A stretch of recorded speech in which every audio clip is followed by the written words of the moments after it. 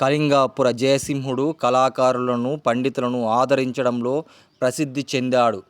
ఒకరోజు అనేక భాషల్లో ప్రావీణ్యం ఉన్న ఒక పండితుడు ఆస్థానానికి వచ్చాడు. తన మాతృభాషను కనిపెట్టమని సవాలు విసిరాడు. ఆస్థాన పండితులు విఫల ప్రయత్నం.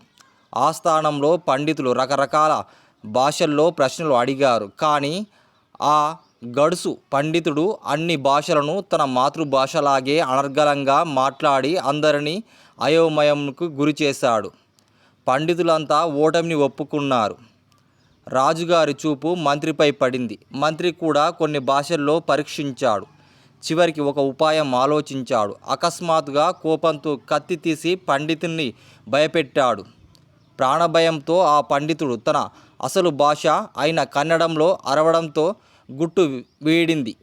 ఆపదలో మనిషి సహజంగా వచ్చేది మాతృభాషే అని మంత్రి నిరూపించాడు.